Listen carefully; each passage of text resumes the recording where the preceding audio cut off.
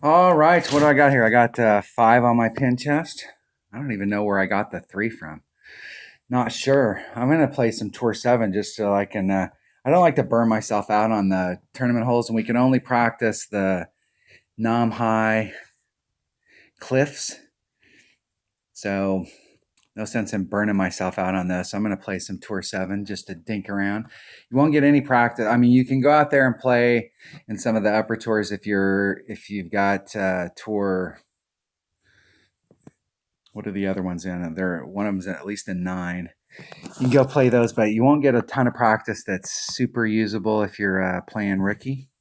You'll get some. I'm still playing with my big topper. I haven't played with my big topper like exclusively, just played with it. I don't really like playing. I'm gonna switch this up because I don't like playing with my. I don't want to have to play all my second shots with my with a big dog. So I'm gonna play with my rock today. I was watching Dale Appleby stream and he just got his rock to level 8. 4, 5, 6, 7, 8, 9, 4. See if we can get that off before the clock runs out. Hitting it perfect. Was asking if it was an awesome club. Yeah, that's an awesome club.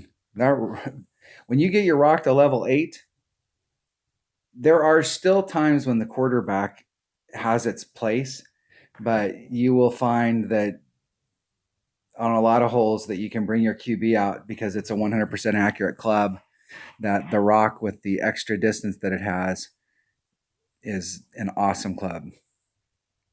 I typically don't find myself, except on some shootouts, I typically don't find myself using all of the backspin on my QB. So the backspin's not as big a deal, except on some of the shootouts.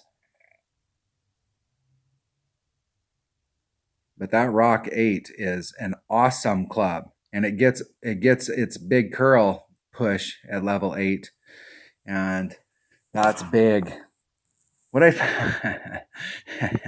this is one of the things that I find really funny about the game is about the people's bitch about clubs and like, oh yeah, this club or that club.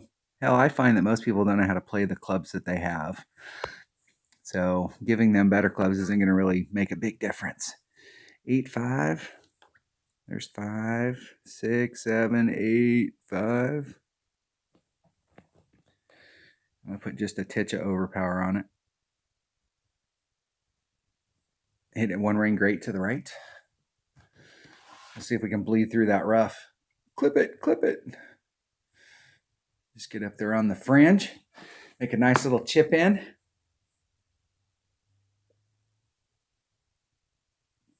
This is a very hole in one, or a very, is this a par 4 or par 5? It's very easy to get the drop here. If you bring a bigger ball so that you can engage that, you're going to engage on the other side, and this hole right here is very makeable.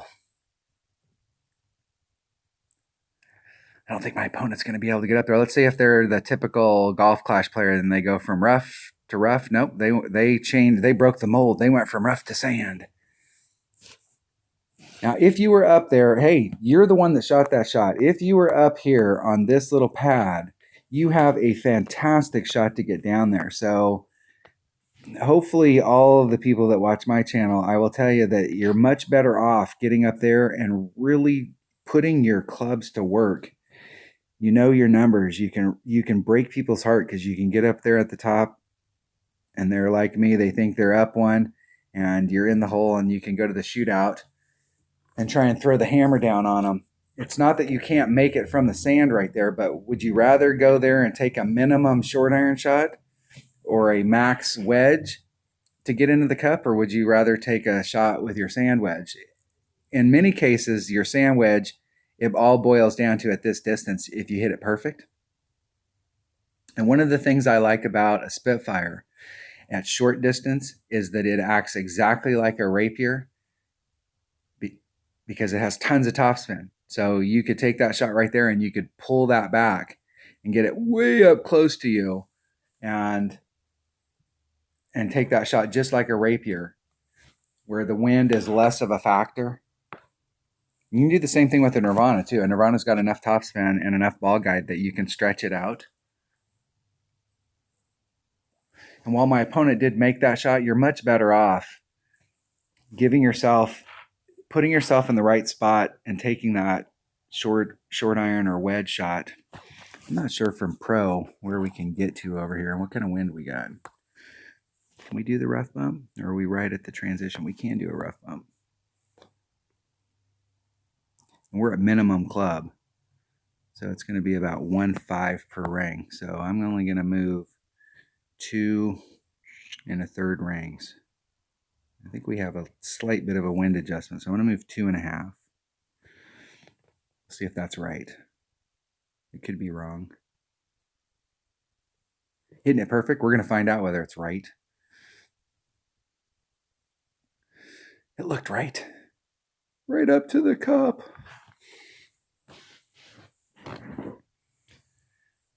That's the cool thing. If you're playing from the pro tees, there are some of these shootouts that you can engage with your driver, and having a driver that has the rock has some backspin. It has some topspin. It doesn't have as much as the QB has in it, but just like raw distance. It's got lots of curl. It's got all kinds of stuff. You could take that shot in multiple different ways with the rock. You could take that with your extra mile. The only deal is that it's 2 per ring, so it's just a little less accurate. Just a little. See if my opponent can beat me. That looks like it's got the spot. That might have beat me. It's going to be close. That was a nice shot. Nice shot. Let's see if they got me. Close. Let's see if they want to play again. Come on, grind and unwind. Let's go. Come on, Terry. All right. You don't want to lose anymore. You had me on the ropes, man. Come on. I am not going to send those out right now. I always say the yellow one because I would be a lot happier if they'd only asked me this about once a year. Let's get one rolling since I got no chests. We got 4 more to go. Let's see if we can fill up all those slots and have to open one. So I got 4 more to go, and let's see if we can win 4 in a row. Here we go. Kohong Resort, hole 9, par 5. I think this might be the one hole that I bring out. I think it is. I love this hole. And I always play it with my number 4 bag. And in this case, it'll be my number 3 bag. I put that Apocalypse in there because I hardly ever play with an Apocalypse. People ask me all the time, how come you don't play with an Apocalypse? Because I just got one. I literally went forever and didn't have an Apocalypse. I'm going to take the side wind out. So that's about 2.5 rings. It's like 1.9 per ring, somewhere in that neighborhood.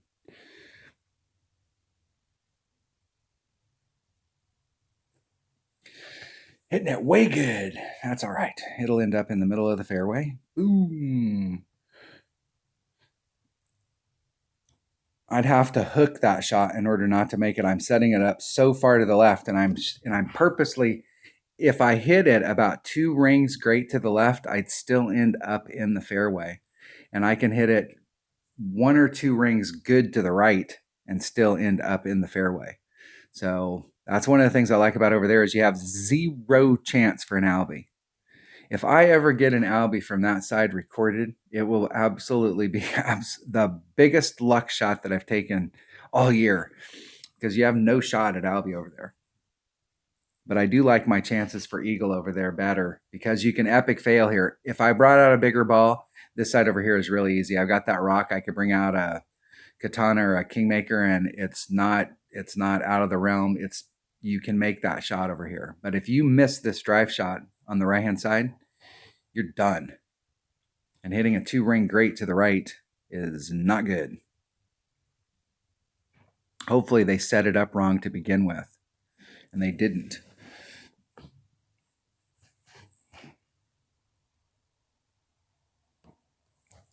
The last time I was on this hole, I had a massive headwind, so it was a little bit of a pain.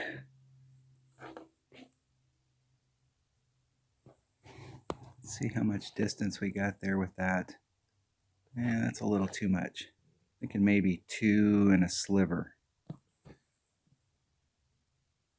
That still looks like it might be too much. Maybe 2 and a sliver. I'm still going to put that sliver on there, damn it.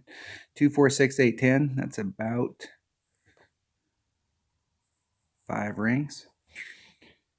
Max curl. Hitting it perfect.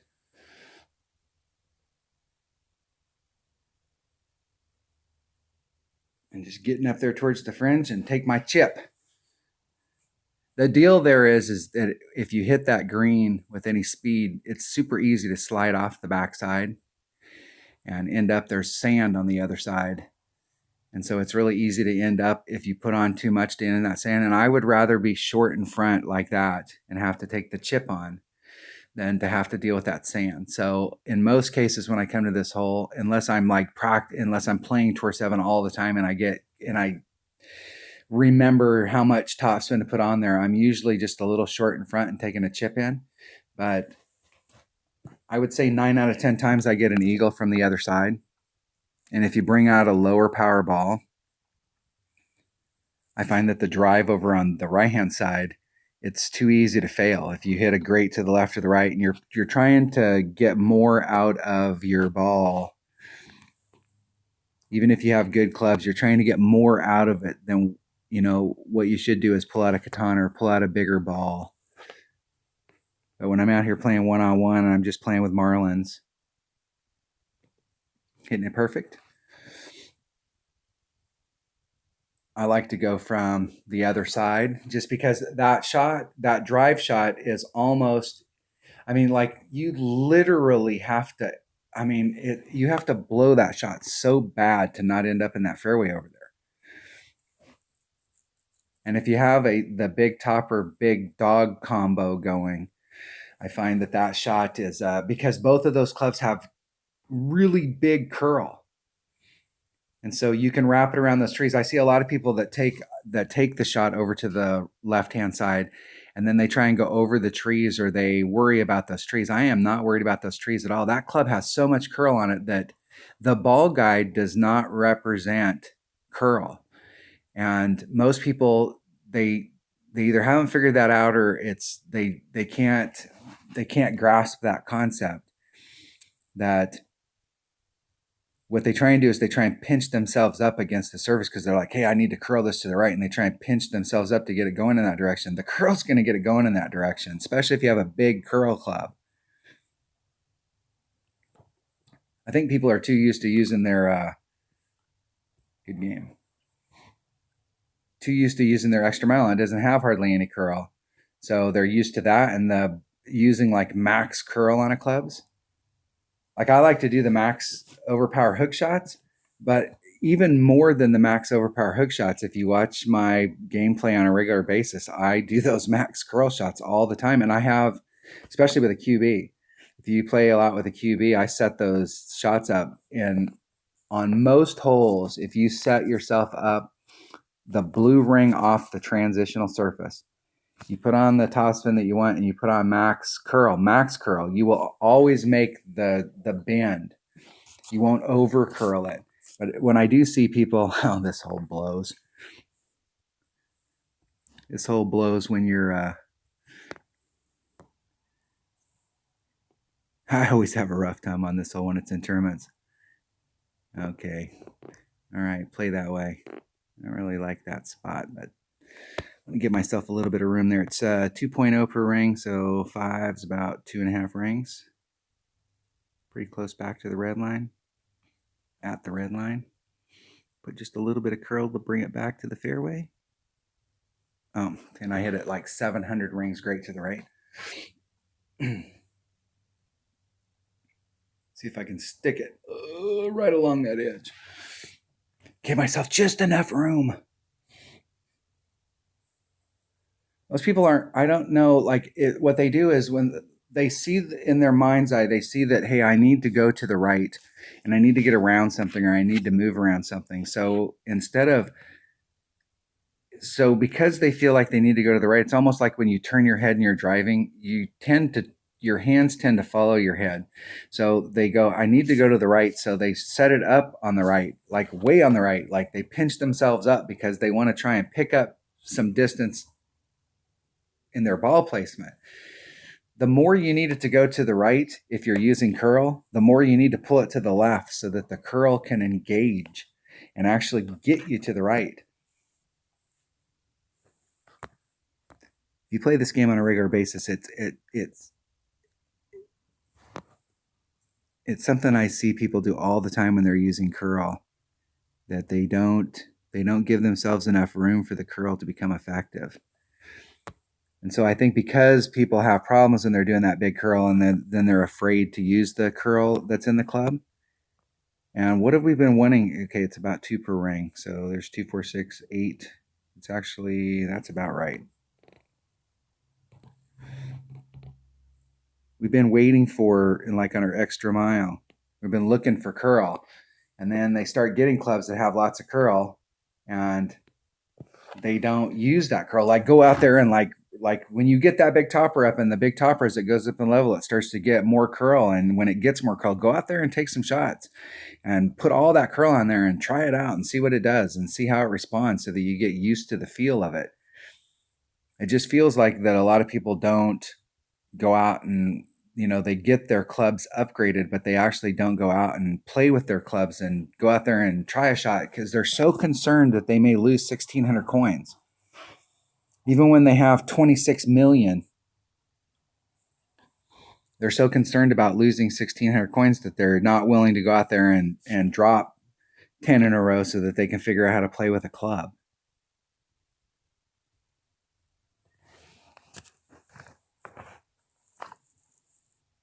Every single person that I play either is currently, when one-on-one is either currently and pretty much currently is either an expert or a master. There's a few pros, but they may have, they probably were.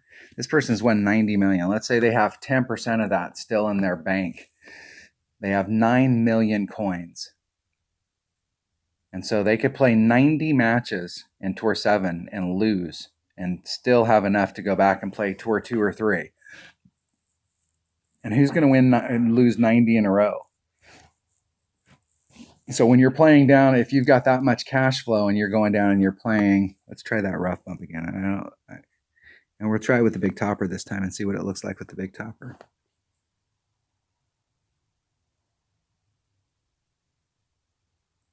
I'm just going to put about 2 topspin on here. I think if I put more than that, that almost looks like it's too much.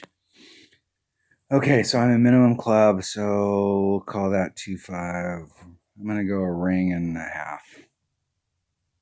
And that's probably too much. It's not as easy to work the math on it as it is on the rock.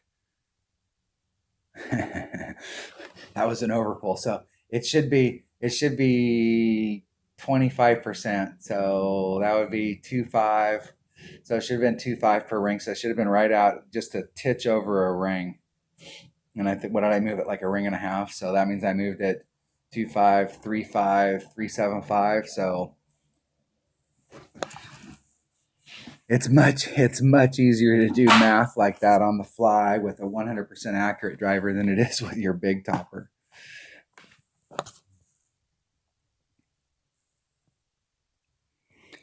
I think I'll lose this one.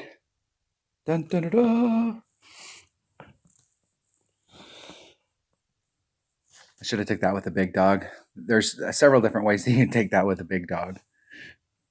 But if you have, let's say you've got 7 million coins. If you have 2 million coins, you can play. If you have 2 million coins, you can play anything. What is it in Tour 6? I mean, let's do some easy math here. Tour 6 is what? 30,000 coins. So it's 3 matches for every 100,000. So that's 30, that's 60 plus and some change left over. You could play 60 matches in Tour 6 and lose 60 in a row. And so anything below that, I mean, if you're playing like down in Tour 3 or Tour 4 or Tour 5, I mean, you can, if once you get to 2 million coins, you can play rookie if you're playing T6 and below, with impunity, and just go out there and have fun and play with your clubs and learn how to play them, and just decide that, hey, today I'm going to go out and I'm not going to play with anything but my QB, and today I'm going to go out and play with nothing but a extra mile and a rock because I want to learn how, or not extra mile and a big dog because I want to learn how to use my big dog. And today I'm going to play with nothing but my big topper, and go out there and learn how to play those clubs and try weird shots and try stuff and see if you can make it around the bend, and get used to the clubs that you have. I really think that a lot of people, like the going up, they go up too fast. And the deal is that they're trying to get better clubs, but what what I think is funny is that a lot of them already have some really killer clubs in their bag and they just don't know how to play them. They're so used to watching other people play and go, well, hey, that club that you need is that club. And if I can get that club, then it'll all change and the world will come together and I'll start winning big time. And the deal is that maybe that club is awesome, but when you get it, you're not going to know how to play it because you haven't practiced with your clubs. All right, let's see if we can do this again. Okay, 9-7, and that's right at about 5 rings. Let's see if we can hit more better towards perfect this time. Hitting perfect instead of the 4 ring. Well, I hit 3 rings great and 2 good. And I could care less about those trees in front of me. I'm going around those trees. Those trees don't bother me at all. I think you can go over those trees, but I don't know that I've ever tried going over those trees. It's so easy to go around them if you have a club that has lots of curl. And one of the cool things about a big dog is that while it may not have, and it never gets a lot of accuracy, although it does get really accurate when it gets maxed out, it never gets any ball guide. I mean, pretty much what it gets a little, but it's never like, hey, I'm the leader of the pack on ball guide. It ain't never going to be that club. But it has tons of distance, tons of top spin, and tons of curl right off the bat.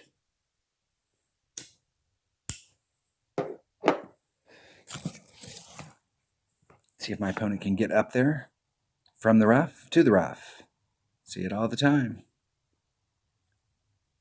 And it's not that you can't take that shot. It's just like, why would I want to get more practice with my upper tier clubs than I do with my bottom tier clubs. A little bit further up there this time. And that looks like it's going to be long. I'm going to I'm going against this big ass headwind, so let's pull it back just a little. Let's put 3.5 on it. So 2, 4, 6, 8. I'm just going to do a 4 ring pull. And max curl, no overpower. Hitting a 1 ring great to the right, 1 ring great on the inside. And I left about a mile of distance. I was every bit, I never get closer on those shots when I'm walking around the trees. I never get any closer than 3 rings off the transitional surface. And on that particular one, you can get into the trees a lot. That's another thing I see a lot of people do too, is where they're dealing with trees like that. I can think of several holes off the top of my head where trees come into play. And as soon as the trees start messing with the ball guide, they'll move it back.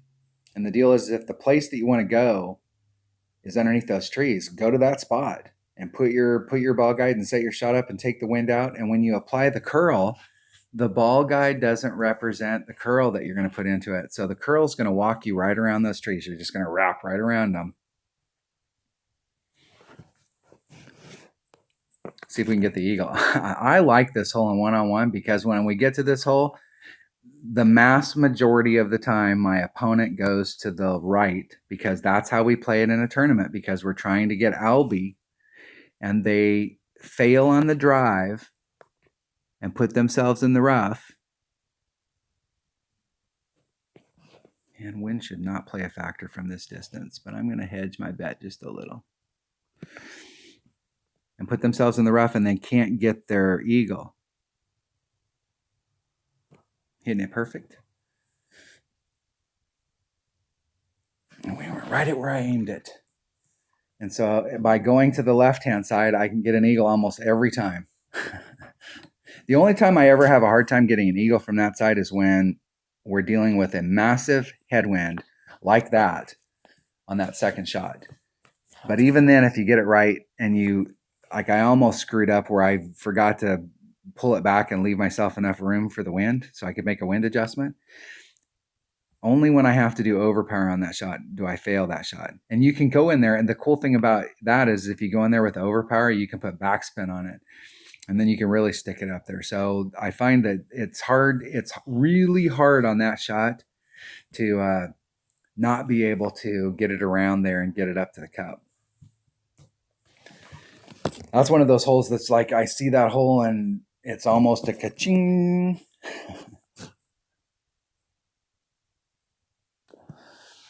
Welcome to the Kings of Golf ATM. There will be a $100,000 search or $100,000 coin for trying to take money out of your account. This is one of those holes right here with a rock. Now, I've played this hole enough times that I know that when you're playing this, you want to be every bit of 5 rings off. And I'm going to be just a little bit more than 5 rings off. This is one of the cool things about a rock. I'm going to pull back a little so I can take the wind out. Then we're at 5-4. Go right back to the red line. Max curl. But just a titch of overpower. Hitting it perfect. Landing in the middle and just run right up the middle of the fairway. I see a lot of people down there, they pinch up against that rough surface and then they're trying to do the deal. And it's like, your club has 100%, your club has tons of curl. Set yourself up off that. That's a great shot for a QB. In tournament play, I actually use a max overpower hook shot on this to try and get out here in front with a Titan or a Kingmaker and get right out here in front so that you have a dead serious shot of getting up there. But you have the same exact look at it from out here. It's just you're using a wood instead of your short iron. You can get into short iron range out there if you get that shot right. In the bunker. You're lucky you didn't end up in the drink, and I don't know if you can get out of there, buddy. You're in big, big trouble. Big, big trouble. The only thing about coming out here with a Marlin is you don't have enough curl, or excuse me, you don't have enough side spin on this ball to get it right. So what I'm looking for is I'm looking for my tail to terminate at the hole. I'm going to take off just a little of that backspin. I'm going to pull back just a little. 3.7. 100% accurate club, 3.7. That's right about back to the red line. I'm going to put some curl to bring it back over to the hole. Hit it 1 ring great to the right.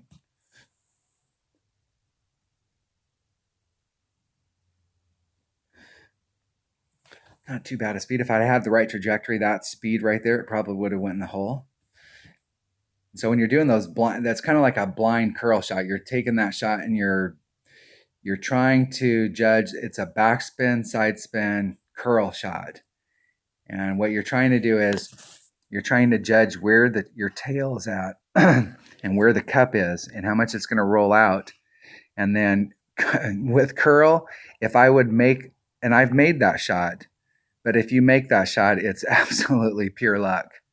And I'm going to say well played to my opponent because they didn't do something stupid. They put themselves back in play so that they're using their upper tier clubs so that they have the best opportunity that they can possibly get to try and get to a shootout. So get in the hole.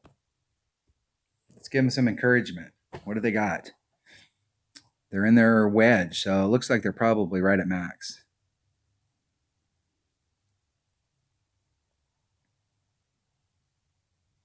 See if they can get that in-bringer going. Man, what in the hell are you doing, dude? Yeah. You either have to pull that back and put a little top spin or something on it, because you're not going to be able to adjust at the wind, or you're going to have to get into your short iron and use backspin. And that's really a good spot for your short iron, because you're in minimum club, so it's the most accurate that it'll ever be. In the hole. Close. Close. Nice shot. Good game. Let's see if they'll replay. Let's see if we can get some bonus action here. I just filled my pin chest. Let's see if we can get some bonus action if these people want to play. Come on. Come on, dude. Come on. Come on, Trisket. Nobody wants to replay. Nobody wants to replay.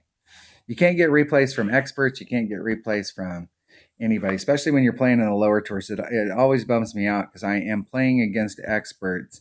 You know that they have some cash flow. Either that, I mean, you know that they have some, especially if they're current experts, they have some cash flow. So if they're playing down in the lower tours, you know, and I've got a whole new pin chest here. Look at that. I will play till, let's see, how much time I got on my video right now. I got 30 minutes, so I can play like 26 more minutes before I run out of space. It only allows me to record a 4 gig video, so that's usually about 56 minutes. So maybe we can get in, what have we got in so far? 4 or 5 holes, so maybe able to get in 2 or 3. Maybe that's how I had the ones from yesterday. Sunshine Glades, hole 7, par 4. We just played Sunshine Glades, and I can't even remember what hole this is. It's the duck hole again. If I brought out a bigger ball, you could try and do that. And I have tried hooks from over here. And what the deal is I clip this tree. What's my secondary club here? Grizzly, Sniper. All right. We will play it with the rock. Da-da-da-da. Let's try and get that arrow lined up.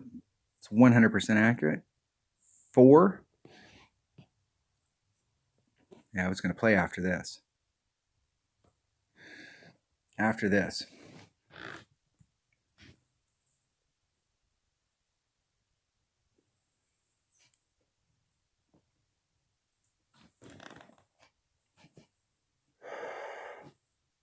I'll tell you what I'm going to do.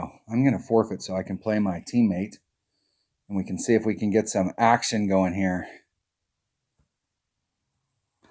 I'll play this one because these are the Tour 7s, and I'm going to forfeit. I'm going to forfeit and go play my teammate. See if we can go play my teammate. Hey, good game. Give him a free 100K. We'll get in and play Kyle. Are we playing? Yeah, we're playing some T3. There we go. Look at that. Naheem Cliffs, hole 7, par 4. Is that one of the ones we're looking for? No, we're looking for hole 6, 4, and 3. Namahi. Nam High. I'm going to get this straight. Nam High. I mean, I pronounce it different every freaking time. It's Nam High. Let's dink around with Kyle since we got Kyle here. Since I got my teammates, I won't look like such a douchebag by bringing out bigger stuff. Okay, we got a 2-9 headwind. You come up in that area right there. We're going to put some backspin on that sucker. I want it to stick right there. All right, so it's 2-9. It's about a ring and a half. A little bit of curl and a little bit of overpower. And I hit it great to the right. It'll end up in the sand or the rough. Wow, it ended up in the fairway up there. That got lucky. Lucky. That'll work. Close my eyes. Where's it gonna go?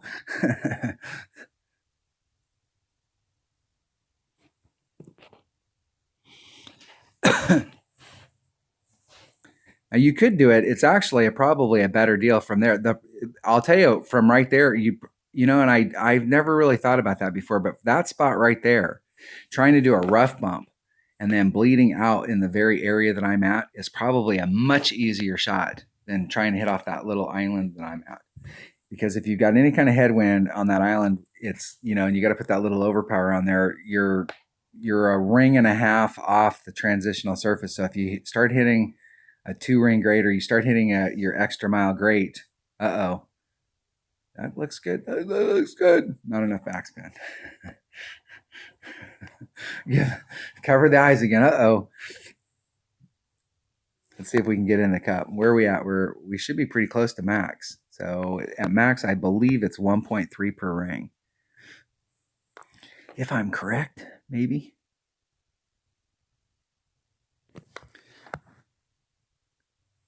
Just try and bounce and dribble up there. 1.3 per ring. So there's 3.9. That would be a 10% overpull. I'm going to do a 10% overpull. It looks like I'm way downhill, but I'm not. So if I miss it to the left, that's because I overpulled it. And I overpulled it. I did that overpull, and that was what missed it. Oh, yeah. Oh, yeah. We're in the brown stuff. I normally, when I'm playing one-on-one, there are a few holes that I know, like we're way downhill and you have to do like a 30% over adjustment, or like I'm on the island hole and I know on that island hole you do a 10%. And there's a few holes in the game that I know, like, hey, you just do a 10%. But there's so many of these holes, I don't try and remember the shootouts. I find that if you go to the shootouts, and if you are way downhill, it's pretty obvious that you're way downhill. Normally, I don't do any extra. I just do a normal wind adjustment on this hole. But I find that if you go to most holes and you don't know, like maybe there's a 10% or a 15% wind adjustment and you don't know, if you have your speed right, it won't kill you. Because if your speed's right, you're just going to be off to the left or the right of the cup at the closest distance that the ball was going to go by. And in most cases you can get away with it. And the deal is that you play that hole a few times once you get into a tour, and you go, hey, I'm always off to the right. And so, hey, I need to do a little bit of a wind adjustment there. And you just start doing like a 10% wind adjustment. Hey, I'm still a little bit off to the right. And you can kind of dial it in. It may take a few times, but you can dial it in. So normally, if you just go to these holes and you go, hey, I don't know what I'm supposed to do. Just do a normal wind adjustment and really focus on getting your speed right. So like this hole right here is a case in point. If you get your speed right, even if you blow it just a little bit, you hit it left or right, or if you don't get it quite right, if you get your speed right, you're going to end up like right at the cup. Okay, 0.8. It's a 100% accurate club, so that's just a little shy of a ring. Try and hit it perfect. Hitting it perfect. Let's see if I got my speed right. I don't think we used to have to do just like a little teeny micro adjustment on it. But we don't. But now I think since they've changed it, you don't have to do anything. So the deal is that look how close I am to the hole. If you have the wrong speed there and you put on one topspin or one backspin, then the deal is now you're 2 or 3 off, but you were at 0.5 off. And so if you can get your speed right on these holes, in many cases, if you don't know the micro wind adjustments that we're adding on, if you know your ring numbers and you have your speed right, that other stuff you can fix. But if you don't get your speed right and you're 0.2 away, but you blow past it and you end up 4 yards away, it doesn't matter how close you got to it. You're 4 yards away. And I will tell you, if there is in this game, holy crap, that is close. If there is a rough bump in this game, Kyle knows it. Kyle is the rough bump. Jesus, that is awesome job, dude. Good job. Kick. That is fantastic, Kyle. If there is a rough bump, Kyle knows where that rough bump's at. And he will try any rough bump once. There are a ton of rough bumps in this game that I like. But there's some rough bumps in this game that I don't like because, man, that wind's not bad for us. I'm curious to see it with a big topper, what we can do with a big topper here if we bring out a big ball. The problem is if we get headwind in the tournament, where you're at up there, you'll actually overshoot. Now, if you're playing this in expert, you can land on the other side because the wind is so much bigger.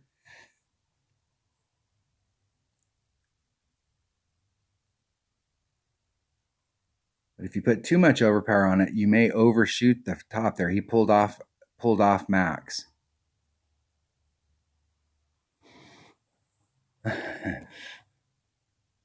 Let's see if he can clip it. That'll work. That's going to work fine.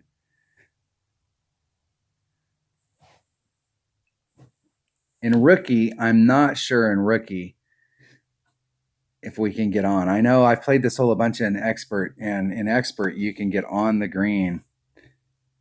I'm going to try this with a big topper because I'm curious to see what a big topper will do with a power 5 ball, just out of curiosity. And see, with the big topper, you've got the whole stinking fairway out there.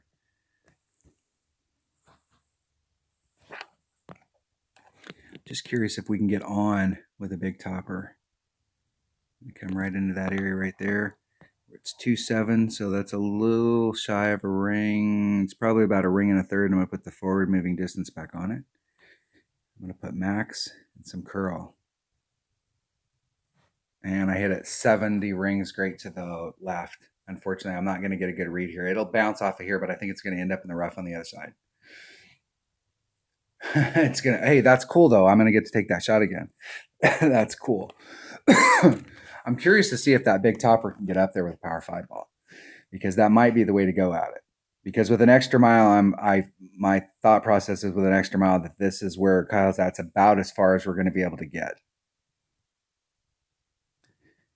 Especially if we get a big tailwind. The thing about it is you probably won't have to do any overpower if we get a big tailwind. So if we get like a 4, if we get a flat 4 mile an hour tailwind, if you're using like a snow globe where that tailwind's, you're getting all of the tailwind, 4 or 5. that's oh crap. All right, what do we got here? Let's see what my ball inventory is here. What do we got? I got some of these rose balls. I'm going to use one of the rose balls instead. Not that it matters. They're both it's the same as the Berserker, but okay, same wind. I want to come out into this area. I probably don't have to put on any curl at all, or just very little if I'm using the big top. So we're in the same wind, about 1 1/3 rings. Let's see if we can let that settle down just a little. Hitting it perfect. All right, we're going to get a really good read here to see if this is the shot, because I know with the extra mile that you can't get all the way up there, but I'm just curious to see if we can pick up more distance with the big topper, and it doesn't look like it. So we're still going to have that shot to get up there. And I think if you've got an extra mile 9, I think you'll net more yards with the extra mile 9. But if you have an extra mile 6 or 7, you'd probably be better off with, you might be better off playing with your big topper. So where am I at my club? So I'm right at max. We know it's 1.3 per ring, and I'm not going to do any special wind adjustment here.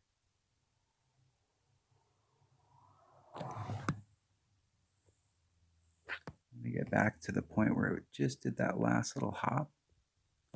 It's 1.3 per ring. So that's 6, or about 2.5 rings. Just need to hit this perfect. Hit it perfect. Get in the hole.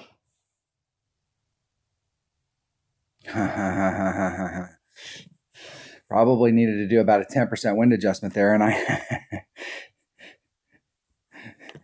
it probably needed to do about a 10% wind adjustment there. And I noticed the other day when I was at this hole, and I'm going to write that down on my notes. that we need to do a 10% wind adjustment on the shot to the cup, because I noticed the other day when I was here, I did a short chip on and the wind just barely played a factor. And I swirled the cup. I hit it great. I left myself a great on one side and a perfect. And where I hit it, the perfect actually, I hit it perfect and then it didn't go in the cup. So it looked like there was a little teeny bit of an extra wind adjustment that we needed to do there. And I really don't want to take this with I'm going to take it with a Guardian. Do I want to take it with a Guardian? Yeah, why not? Where are we at here with the Marlin? I got max topspin on there. I don't need max topspin on there. I don't need to be that far up if I'm going to do. All right, we'll go up. 1.3. It's 2.0 per ring, so we're about 2/3 of a ring. Hitting it perfect. One of my viewers commented on there, they like how I do the math. I will tell you that you probably don't want your kids to learn math from me, because I know nowadays, I really, like, my nephew graduated here a few years ago, and helping him over the years do math, and it always cracks me up. If you're in calculus, maybe there's no right answer, but when you're in regular math, I don't care if you get the equation right or not. If you didn't solve the problem and you didn't give me the right answer, it doesn't matter whether you got the equation right. Obviously, you don't know how to work that equation. This is like, hey, you knew how to take reservations, but you didn't know how to hold the reservations. And holding the reservations is actually the most important part of taking a reservation. So, like, coming up with an algebraic equation is not nearly as important as giving me the right answer.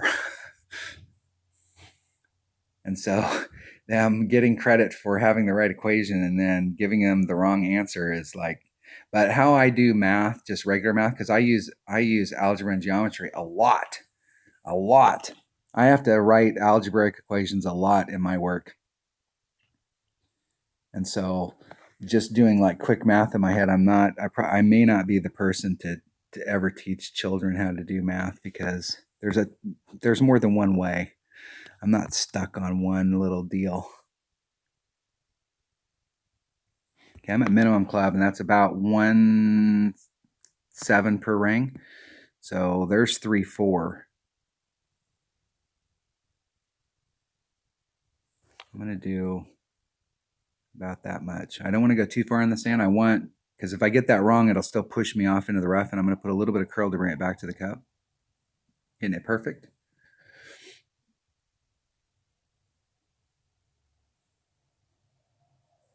And just rolling up there, not quite enough topspin. Close. Kyle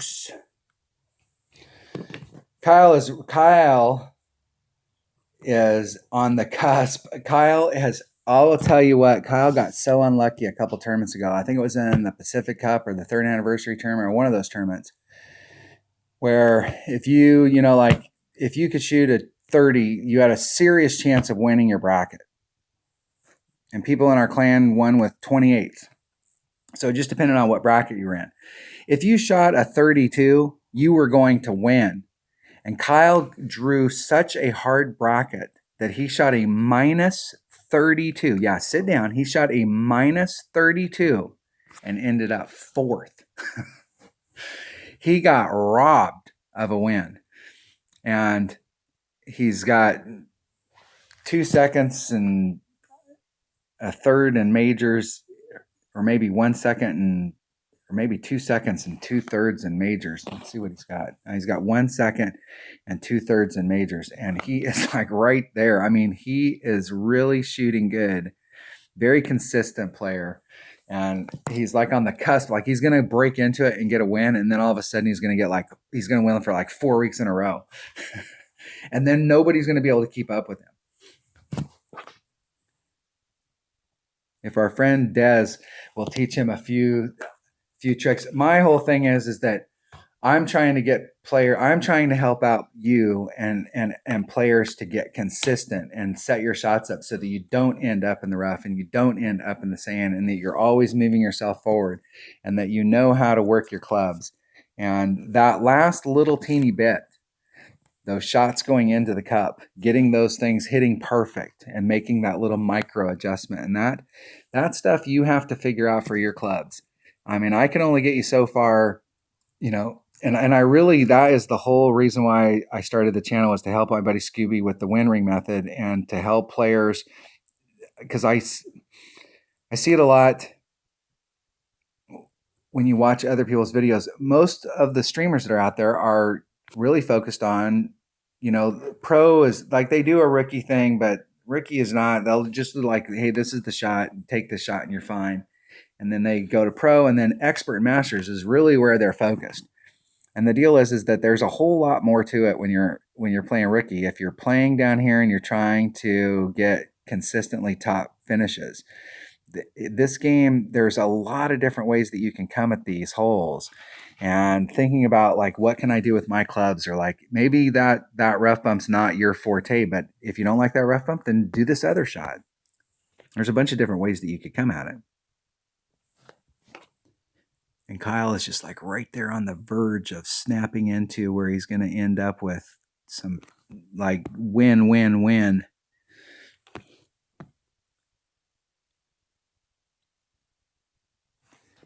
Okay, that's 2. And I'm going to do just a little teeny bit more because we are way downhill.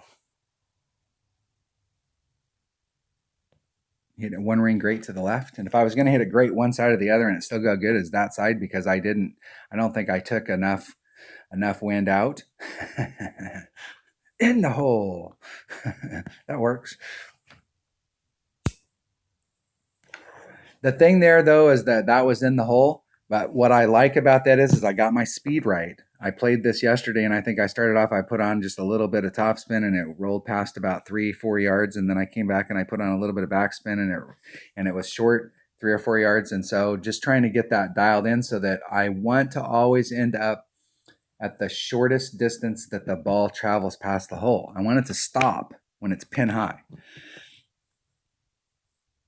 I think if you're playing, and I'm gonna do something. I normally lay up here and I come at it, but I want to try my rock.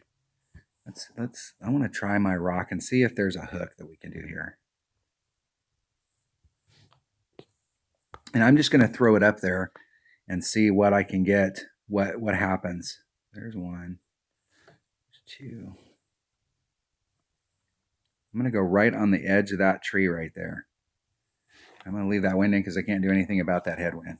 And I'm going to see if it overhooks it, or if I hit anything when I'm in my trajectory. I can't go much farther out than where I was at. There you go. That's a hook shot you can do with a 100%. And if we had a bigger ball right there, the deal there is that if you brought out a bigger ball that has more curl on it, you're going to have to adjust further out. But there may be a shot that we could do with our rock. I see 2 problems there with bringing out a bigger ball. Problem number 1 is that if you bring out a bigger ball, it's going to have more curl. And if you go back and rewind that video, when it left the tee and went on it, when it started its trajectory, there's a tree out there to the left. And I think if we had a bigger ball, we would have to go out a little bit further in our setup. And we'd put that tree right there. You could just barely see it right there, that tree in play. and so it may be problematic, but that's definitely worth it. That's definitely worth exploring. I'm not a fan. This is definitely one of those shots that it's worth bringing. You know, like I don't normally play, because this is why I don't like these hills. So if you watch my stuff on a regular basis, I am not a fan of these hills because of this crap right here. You hit that with way too much backspin, and you're in big trouble, because it's going to go straight up in the air. And I'm going to do just a micro adjustment. And I hit it 700 rings straight to the right.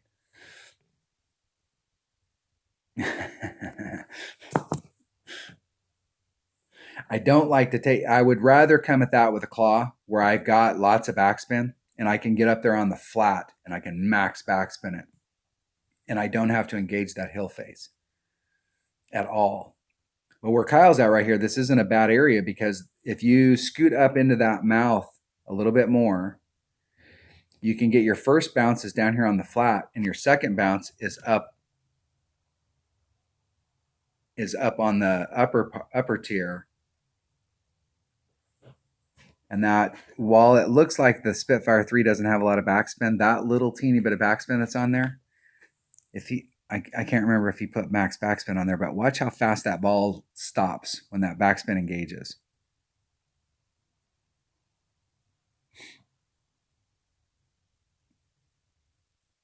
You would think that it's just going to roll for a mile, but that backspin engages, and it doesn't.